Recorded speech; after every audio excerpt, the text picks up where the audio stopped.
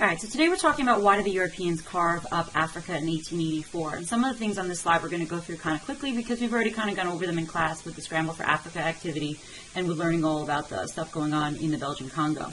But the first question we're going to talk about is why did the Scramble for Africa really begin?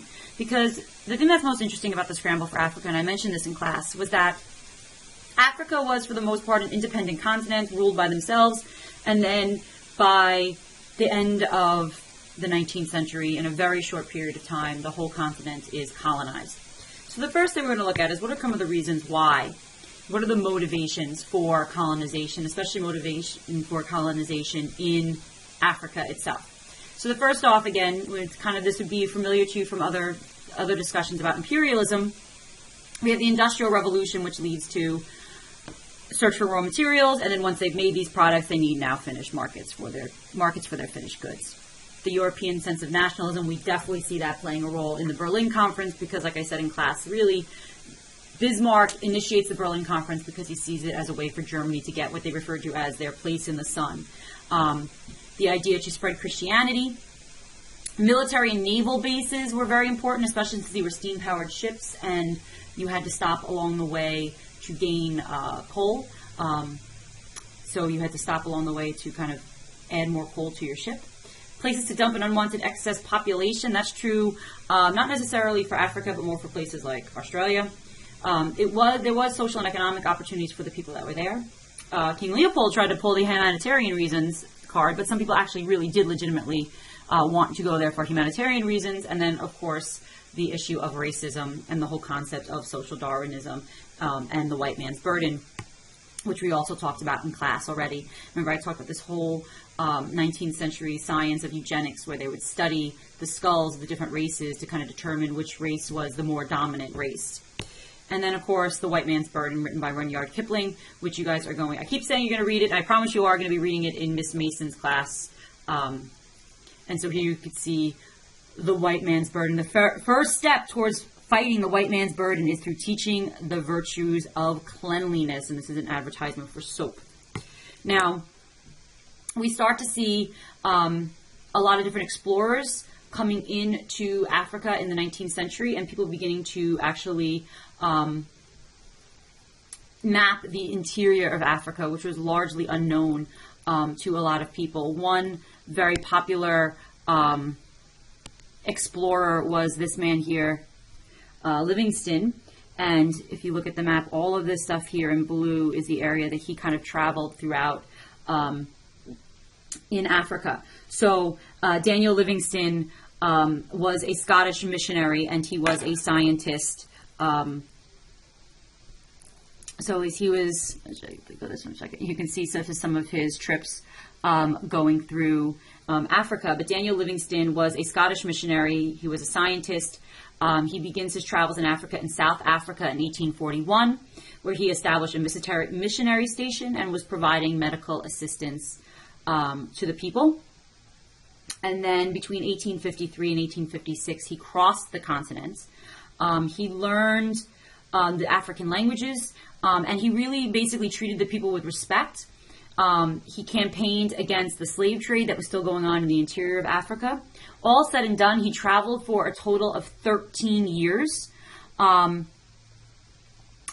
he eventually dies in 1873. He died in 1873 in Zambia, and he asked that his heart be buried in Africa. So his body is buried in England, but his heart was buried in Africa. Now, one thing that's interesting about Daniel Livingstone is that he would write these journals. He would send these journals back to Europe, and they were very widely read. And his journal stopped all of a sudden, and everyone was afraid that something had happened, and there was all these rumors of his death. So in 1871, the New York Herald sent Sir Henry Morton Stanley, who we were reading about in class on Tuesday. In those documents, we were reading about the encounter between Stanley's men and the Congolese in 1877. And so he went to find him. He found him, and he then gained a lot of fame for finding Dr. Livingstone. And then he went on his own expedition, and like I had said in class, he helps King Leopold to eventually take over the Congo. So, Morton Stanley did not have the respect that Daniel or David Livingstone had. Like I said, he really wanted to help people. He wanted to learn about the various different African cultures. He really loved Africa, whereas Stanley saw Africa as a way for him to gain money and fame and not necessarily to go on any humanitarian attempts.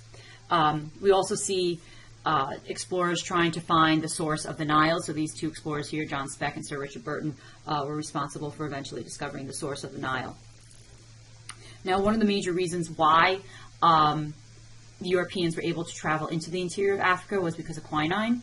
So quinine is a drug, it's like the bark of a certain type of tree that was able to help people fight malaria. And so quinine was able to help fight the malarial fevers that you would get. And so it made it easier for people to actually travel into the interior of Africa without having modern antimalarials like we have today. So coaling stations, I mentioned this before, this was very important. Reason for an interest in Africa, they needed coaling stations for their steam-powered ships. They needed them for merchant vessels, they needed it for naval vessels, and a dependence on coaling stations around the world motivated the Europeans to conquer strategic areas. Because a steam-powered ship, obviously you have to heat water to high levels to create steam, and the steam is what's moving the pistons and inside the engines of the ship. So that means you have to load up your ship with huge amounts of coal, which takes away from space on the ship, takes away from cargo on the ship. So if you have coaling stations along the way, rather than having to take enough coal to last you there and back, you could stop along the way and refuel your coal. So Africa also proved to be a very important source of oil. So as the second industrial revolution goes on, petroleum becomes a more important source of energy, and we know in places like Nigeria is an OPEC nation, has large reserves of oil, so that also created an interest in the area. Now this you should already know basically about. So Otto von Bismarck, who was the Chancellor of the German Empire, convenes this conference in 1884. It was 13 nations of Europe plus the U.S. was invited to participate, but no African nations, because why should they care about their continent being carved up? France, Germany, Great Britain, and Portugal were the major European power brokers, and the U.S. played a role, but we really weren't that concerned with Africa at this point. Now, a little background about the Congo Free State, since we're talking about this so much in class, or we have been talking about this in class. So the Congo Free State is this large area in the interior of Africa, and basically King Leopold gains control of the area. It was 80 times the size of Belgium. And so Leopold promised he would serve the Congo Free State by protecting the native population, ending slavery, and guaranteeing free trade for the European powers, which is why it was called the Congo Free State. However, under Leopold's control, the Congo became horrible for the African people because Leopold allowed companies, as we have read in class, to use slave labor, to rape and mutilate the native population, and to torture those who were not working hard enough. So laborers were forced to work as slaves. Basically, about 10 million people in the Congo were killed for not reaching their quotas. Here I have between 5 to 8 million. Like I said, I see numbers as high as 10 million. It was about 50% of the population. And here you can see pictures of these men who had their hands cut off. And so you can read here, this is a first-hand account from a Belgian official kind of talking about the horrible things that were happening to the Congolese. And here you could see workers being punished who were considered to be lazy. And then this is one of the more famous pictures that was taken by a missionary and sent out to the world to see how the Congolese people were being treated. And then this cartoon, which says, the caption says, "In the rubber coils," is one of the more famous cartoons of the time period as well. So remember, I also said that Leopold tried very hard to kind of defend himself. Ultimately, what happened is in 1908, the Belgian parliament had to take control of the colony. But it did not get better for the Congolese people. Basically, it was one of the most harshly ruled of all of the colonies. So if we look here on this map, this is Africa in 1890. So this is prior to the Berlin Conference. And you could see these are all various different states that were ruled by African regimes. All the states that are in this like light yellow color, these are all African ruled states. And then everything that's in the various different colors, the pink is the British, this green color here is the French, the German are the darker yellow over here, the Portuguese are these darker blue, the Spanish is that little area over here, over there. The Ottomans had some land over here, but for them, I mean, there were some areas that were controlled by outside people, but for the most part, the continent was ruled by itself. And then this is Africa in 1914. The same color still remains, so pink is still British. That greenish blue is still France. You could see that the whole area is completely carved up. And basically, the people were forced into accepting this, and a lot of them did try to resist. So, for instance, in East Africa, I'll show you the area. This area here in German East Africa, an area that was, today is Tanzania, but back then it was called,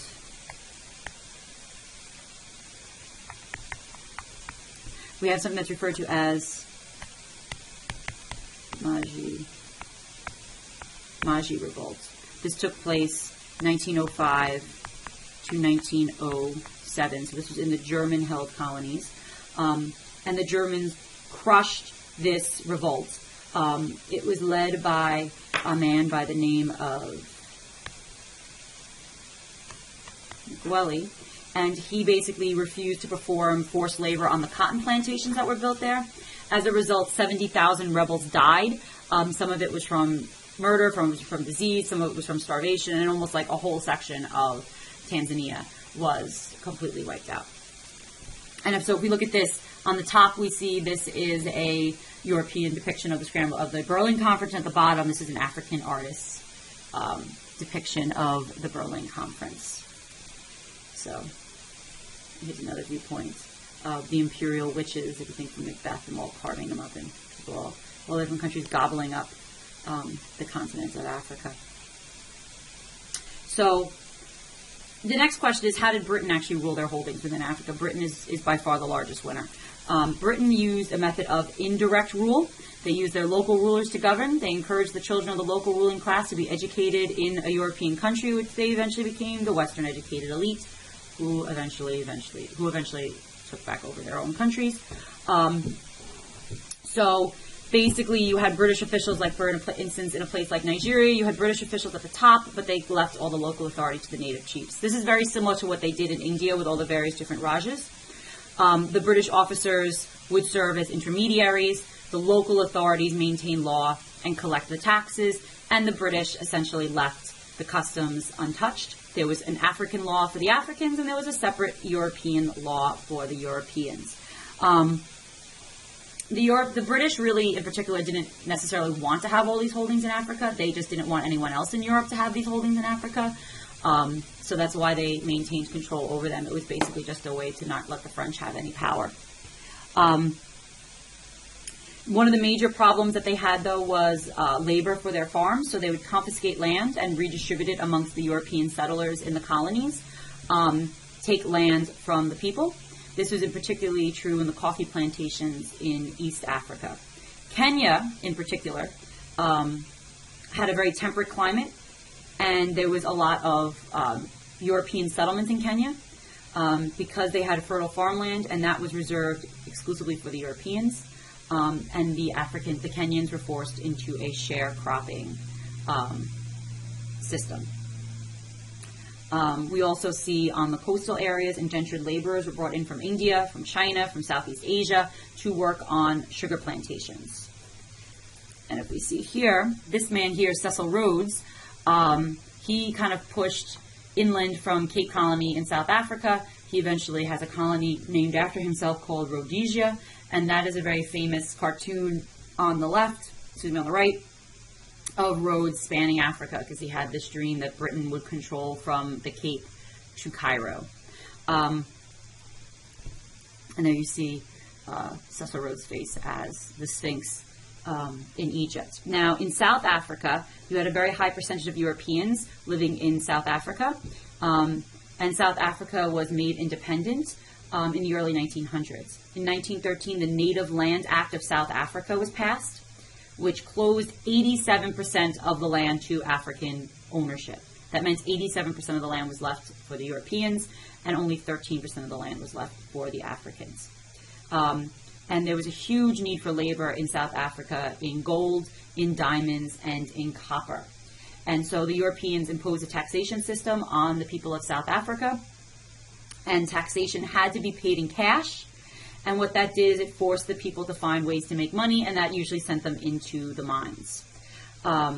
And the workers would be recruited on a 1 or 2 year contract. They didn't want the workers getting too comfortable in their jobs because they feared the revolutionary potential of a stable workforce. So they purposely kept the work very unstable. They purposefully split up families.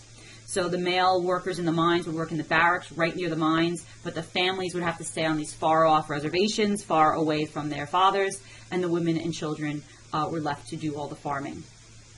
And the mines never paid enough money, and that meant that the families' income had to be subsidized by farming. And the British did this on purpose, thinking that if it was so hard to survive and if their future was so unstable, they'd be less likely to revolt. And so here you can see also this is in Ashanti, which is in West Africa. In March 1900, the British governor of the Gold Coast, Frederick Hodgson, demanded the golden stool, which was a symbol of the Ashanti kingdom, the symbol of Ashanti rule. And this led to a war between the British and the Ashanti. And the British used the Maxim gun, which is the predecessor of the machine gun, to conquer the Ashanti people. Now, also, in talking about France, just very briefly, even though I know this question is about Britain, the French more actively sought to assimilate Africans into French culture. Most of the French colonies, like Algeria, were settler colonies, so there were large numbers of French moving in and settling permanently into these various different colonies. So, in the end, I think that's kind of an easy question to answer. Did Africa really benefit from the partition of Africa? I would probably say it's a resounding no. So I hope you're having a lovely break as I'm digging away in Nicaragua, and I'll see you back in school on Monday.